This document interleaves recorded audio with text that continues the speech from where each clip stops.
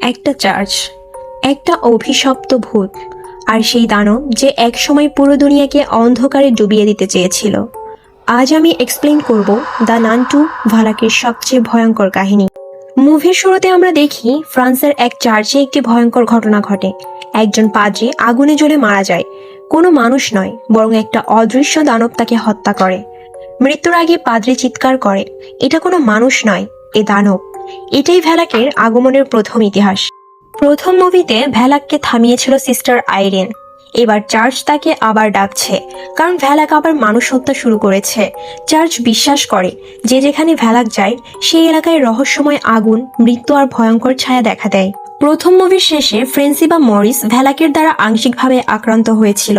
সে নিজে বুঝতে না পারলেও ভ্যালাক তার শরীর ব্যবহার করে মানুষ হত্যা করছে। মুভির গুরুত্বপূর্ণ অংশ হলো মরিচের ভিতরে ধীরে ধীরে ভ্যালাকের শক্তি বাড়ছে। কখনো তার চোখ হলুদ হয়, কখনো সে নিজের অজান্তেই মানুষকে আঘাত করে। একটি স্কুলে এক কিশোরী মেয়ে সোফি অদ্ভুত সব ছায়া দেখতে পায়।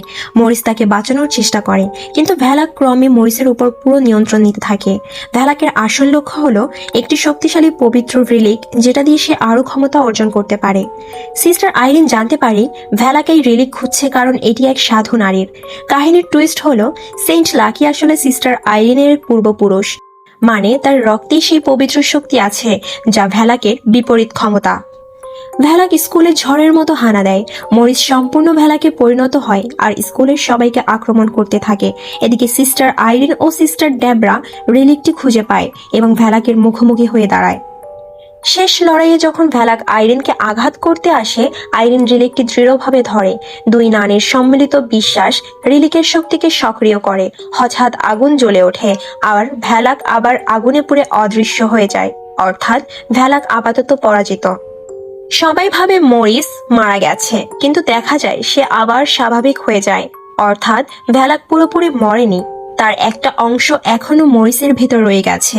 এটাই দ্য কনজুরিং ইউনিভার্সের পরের গল্পের বীজ। এই মুভিতে শুধু হরর নয়, বিশ্বাসের শক্তি, আত্মত্যাগ আর অতীতের অভিশাপের গল্প আছে। মুভি এক্সপ্লেইন পেতে চাইলে চ্যানেলটি সাবস্ক্রাইব করে পাশে থাকুন।